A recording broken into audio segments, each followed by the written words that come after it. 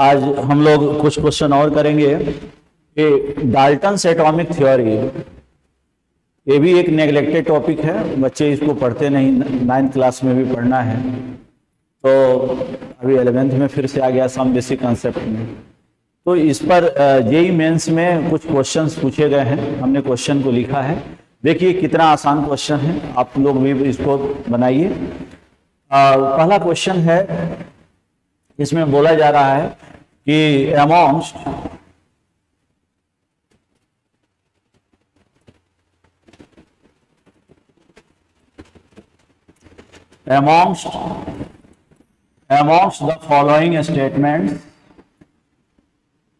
amongst the following statements that which was not proposed by Dalton, मतलब ये जितने भी स्टेटमेंट्स दिए गए हैं इसमें से कौन प्रपोज नहीं किया गया है डाल्टन के द्वारा।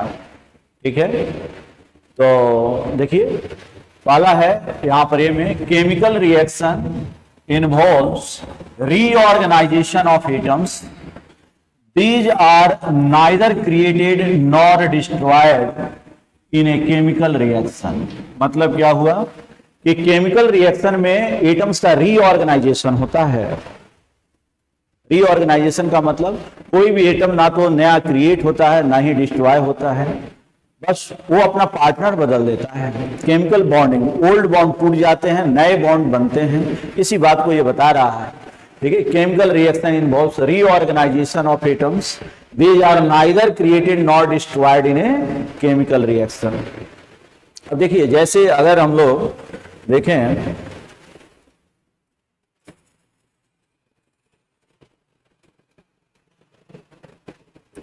तो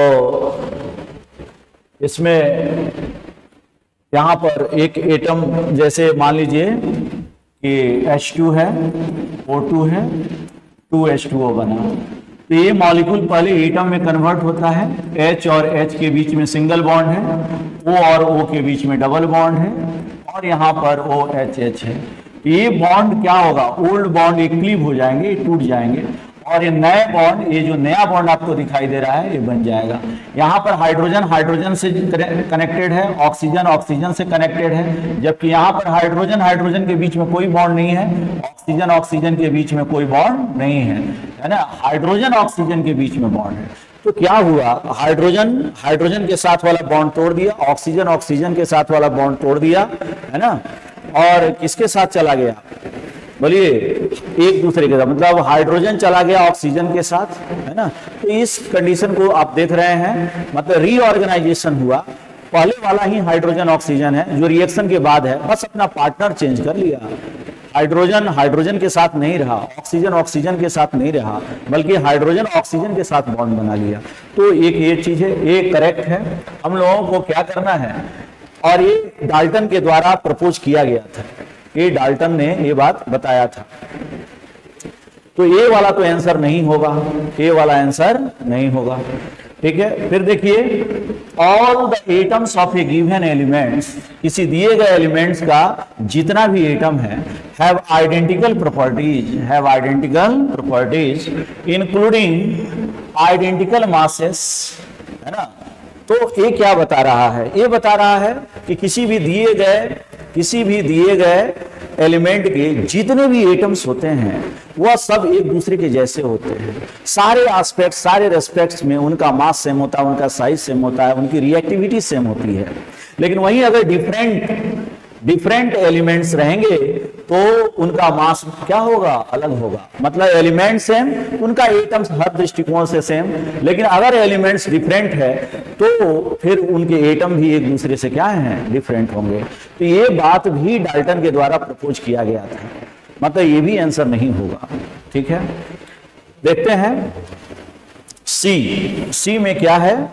सी देखिए, सी में when gases combine or reproduce, when gases combine or reproduce in a chemical reaction, they do so in simple ratio of volume। अब आपको याद होगा गे लुसिस लॉ, ये क्या है, ये क्या दिया गया है, ये वाला जो लाइन है, ये जो सी आप देख रहे हैं, ये सी ऑप्शन, ये गे-लुसियस लॉ है, गैसियस वॉल्यूम का लॉ है। बोलता है कि किसी भी गैसियस रिएक्शन में रिएक्टेंट्स एक दूसरे से कंबाइन करते हैं तो उनका वॉल्यूम का रेशियो जो होता है वह 1:2, 1:3, 2:3 सिंपल होल नंबर रेशियो होता है। तो वॉल्यूम के बारे में देखिए, मास रिलेशनशिप तो एक्सप्लेन डाल्टन लॉ से किया जा सकता है, लेकिन वहां पर वॉल्यूम के बारे में कुछ बताया नहीं गया था। ठीक है, तो यहां पर वॉल्यूम है ना। और डी ऑप्शन देखिए तो जरा, मैटर कंसिस्ट ऑफ इनडिवाइजिबल एटम्स, ये भी डाल्टन ने कहा था कि मैटर के में जितने भी एटम्स हैं वह इनडिवाइजिबल हैं। Atoms are smallest tiny indivisible particles होते हैं। ये एटोमियो से ही आया है। एक एटोमियो, एटोमियो का मतलब क्या होता है, एटोमियो, एटोमियो है ना, ये मतलब नॉट, और टोमियो का मतलब डिवाइजिबल, डिवाइजिबल। जो डिवाइजिबल नहीं है, इनडिवाइजिबल है, तो ये भी ऑप्शन सही है। मतलब इसमें हम लोगों को क्या खोजना है, which was not proposed by Dalton, इसको डाल्टन ने प्रपोज नहीं किया था। तो यही गे-लुसियस लॉ को डाल्टन ने प्रपोज नहीं किया था। व्हेन गैसेस कंबाइन और reproduce in a chemical reaction, they do so in a simple ratio of volume provided all gases are at same temperature and pressure। देखिए ये स्टेटमेंट गलत नहीं है, लेकिन इस स्टेटमेंट को डाल्टन ने नहीं दिया था, ये डाल्टन के द्वारा प्रपोज किया हुआ नहीं है। तो यही ऑप्शन होगा, इसका आंसर सी ऑप्शन होगा। ठीक है, एक और क्वेश्चन देखते हैं।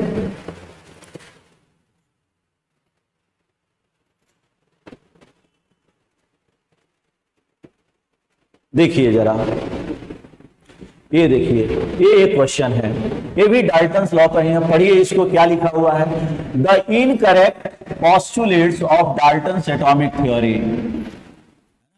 मतलब डाल्टन एटॉमिक थ्योरी में कौन सा पोस्टुलेट इसमें से नहीं था। ये भी जेईई मेन का ही क्वेश्चन है। देखते हैं, पहला दिया हुआ है, atoms of different elements differ in mass. सही है, डाल्टन ने दिया था इसको। Matter consist of divisible atom, उसमें क्या था, इनडिवाइजिबल एटम। मतलब ये वाला गलत है ना। हम लोगों को क्या करना है, इनकरेक्ट ही तो खोजना है।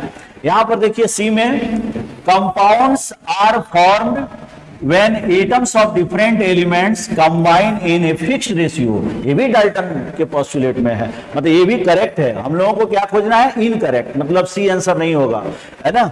All the atoms of a given element have different properties including mass, है ना। All the atoms of a given element, ये कोई भी, अभी आपने प्रीवियस क्वेश्चन में देखा था कि गिवन एलिमेंट के जितने भी एटम्स होते हैं वो आइडेंटिकल होते हैं, जबकि इस क्वेश्चन में क्या कहा गया है, all atoms of given have different. ये देखिए डिफरेंट, डिफरेंट नहीं होगा, यहां पर सेम प्रॉपर्टीज होगा, मतलब डी इनकरेक्ट है। ई के बारे में देखिए क्या कह रहा है, chemical reaction involves reorganisation of atom. यहां तक तो ठीक है ना, ये भी ठीक है। मतलब गलत कौन कौन सा है, बी गलत है, matter consist of divisible atom नहीं होगा, इनडिवाइजिबल एटम होगा। और ये डी गलत है, ये वाला गलत है कि all atoms of a given element have different property. अब ये दिए गए ऑप्शंस हैं, इसमें से ये तो स्टेटमेंट था, इसमें से चूज करिए क्या है, choose the correct answer from the option given below. और इसका आंसर कौन होगा, बोलिए, बी एंड डी। कौन कौन होगा, बी एंड डी। क्लियर है। ये भी क्वेश्चन देखिए, जेईई मेन का ही पूछा हुआ है। ठीक है, एक क्वेश्चन देख लीजिए, ये भी डाल्टन्स पर ही है, डाल्टन्स एटॉमिक थ्योरी पर है। क्या लिखा गया है, क्वेश्चन क्या है कि choose the incorrect statement about Dalton's atomic theory, है ना। डाल्टन्स एटॉमिक थ्योरी में क्या गलत दिया, मतलब गलत है उसके अकॉर्डिंग, डाल्टन एटॉमिक थ्योरी में जो नहीं है। फिर से पढ़िए, compounds are formed when atoms of different elements combine in any ratio. देखिए यहीं पर गड़बड़ी है, ये गलत है, एनी रेशियो नहीं, फिक्स्ड रेशियो वहां पर होना चाहिए। देखिए कितना बारीक, आपको ध्यान देना है, कुछ कुछ पढ़ लीजिए, उससे नहीं होगा, है ना। यहां पर एनी रेशियो नहीं होगा, क्या होना चाहिए, fixed ratio. All the atoms of a given element have identical properties including mass, ये तो ठीक है। अगर एटम एलिमेंट एक है तो उसके सारे एटम्स, सारे जितने भी एटम्स हैं उन सबों का प्रॉपर्टीज क्या होगा, सेम ही तो होगा। तो ये ठीक है। मैटर कंसिस्ट ऑफ इनडिवाइजिबल एटम, सी भी सही है, सी में भी कोई दिक्कत नहीं है। और डी में क्या है, chemical reaction involves reorganisation of atom, अभी हम लोग पढ़े हैं उस ऑप्शन में। तो देखिए एक डाल्टन एटॉमिक थ्योरी को कितने तरीके से क्वेश्चन बनाया, कौन सही है, कौन गलत है, कौन प्रपोज नहीं है ना। तो देखिए फैक्ट आपको मालूम होना चाहिए, जिस तरह से क्वेश्चन बनाया जाएगा तो उसको आप सोल्व कर लेंगे, ठीक है। तो आज हम लोग देखें डाल्टन्स एटॉमिक थ्योरी पर जितने सारे क्वेश्चंस दिए गए हैं जेईई मेंस में, यही सब क्वेश्चन आते हैं। तो हमको लग रहा है कि इससे आपको हेल्प जरूर मिलेगा। फिर से आप अपने बुक में डाल्टन्स एटॉमिक थ्योरी पढ़िएगा और फिर से इस क्वेश्चन को आप वीडियो देख लीजिएगा, देख करके बनाइए। हमको लग रहा है कि इससे आपको जरूर हेल्प मिलने वाला है, ठीक है। ओके, जय हिंद, जय भारत।